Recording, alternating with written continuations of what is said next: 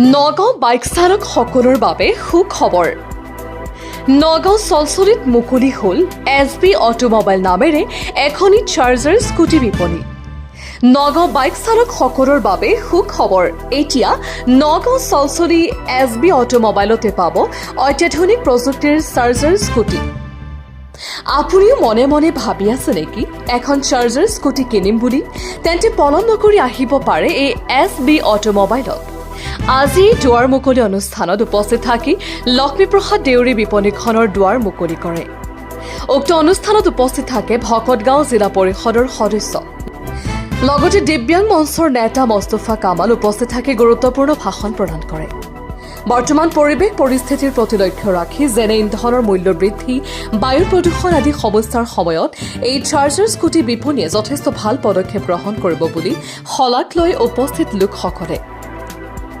News desk report, Batadrava live.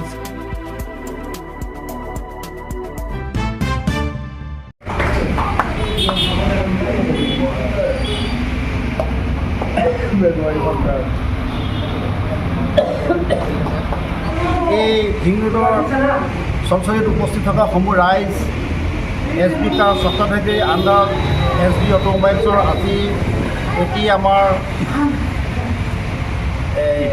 Scooty dealer opening কৰা উপলক্ষে আমি সকলোৱে সাজী হৈছোঁ।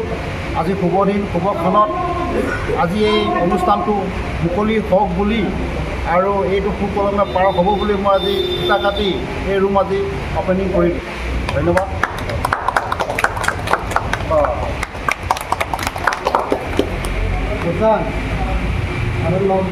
আজি ইংৰাজী 8 তাৰিখ, মে' 8 তাৰিখ।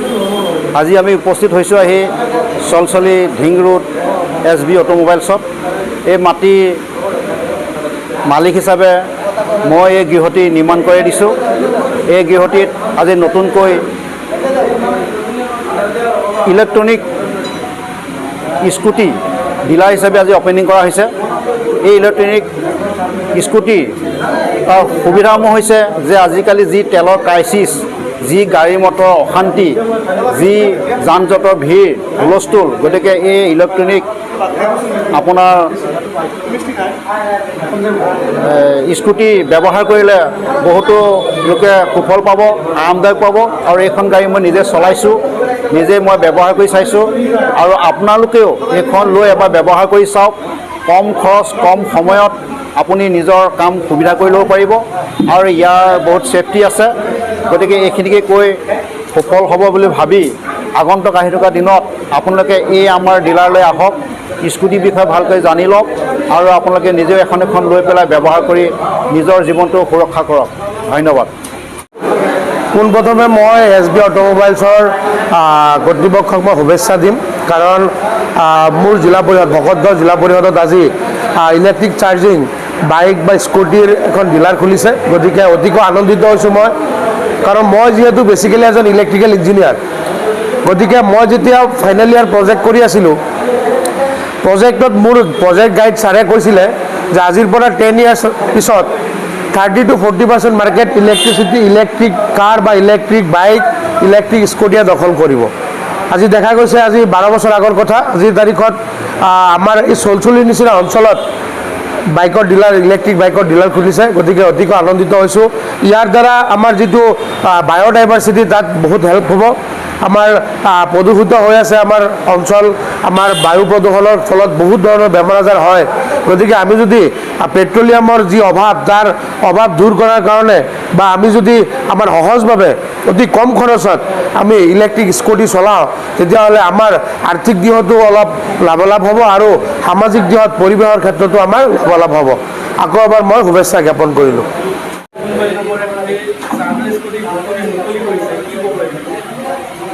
মানে অতিকৈ ভাল আৰু শুভক্ষণ। আজি SB অটোমোবাইলছ যোনটো শ্ব'ৰুম অপেনিং হৈছে, এইসমূহ কৰ্মকৰ্তা তথা এই গাড়ী ৰিপেয়াৰিং তথা মেকানিকসকললৈকেও মই আন্তৰিক শুভেচ্ছা জ্ঞাপন কৰিছোঁ। কিয়নো নগাঁও জিলাৰ SB অটোমোবাইলছে আজি যি সেই শুভ উদ্বোধনী সময়ত আমি আহি পেলাই দেখা পাইছোঁ যে ইয়াতে যথেষ্ট সংখ্যক বেটাৰী চাৰ্জৰ স্কুটি আছে। এয়া শুভ লক্ষণ।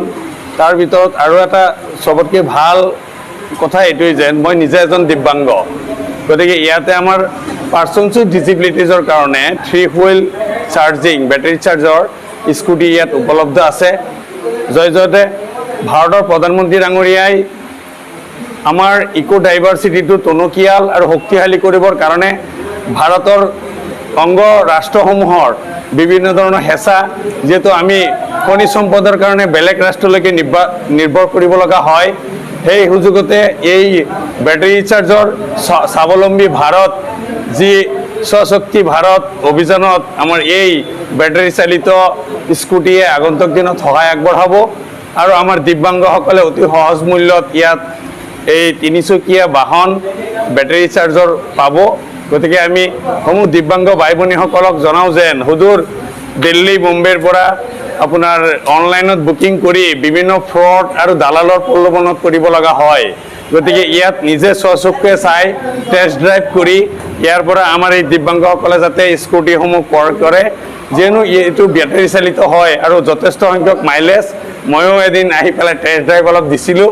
গতিকে আশা কৰোঁ আমাৰ দিব্যাংগ ভাই ভনীসকলে এই বাতৰি প্ৰচাৰৰ যোগেদি পেলাই নিৰ্দিষ্ট ডিলাৰত আহি পেলাই ক্ৰয় কৰিবলৈ যত্ন কৰিব। আৰু ইয়াকে কৈ মই মোৰ বক্তব্য সামৰণি মাৰিলোঁ।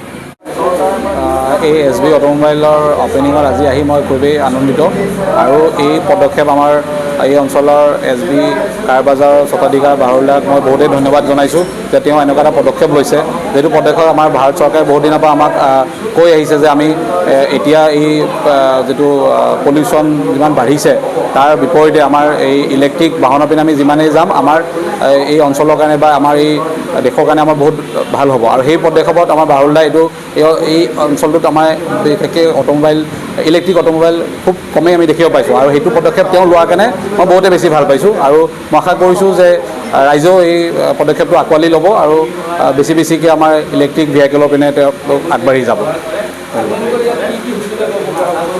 তেওঁলোকে মই জনামতে ইয়াতে ইলেক্ট্ৰিক স্কুটি এতিয়ালৈকে আনিছে। তো ইলেক্ট্ৰিক স্কুটিবোৰ মই এখন চলায়ো চাইছোঁ, বহুতেই কমফৰ্টেবল, বহুতখিনি ফিচাৰ্ছ তাত আছে। সেইকাৰণে মোৰ মতে ৰাইজে আহিলে বাকীখিনি বস্তু যিকেইজন স্বত্বাধিকাৰ আছে বা তেওঁলোকৰ কৰ্মচাৰী আছে সেইখিনি তেওঁলোকক ভালকৈ বুজাই ক'ব পাৰিব।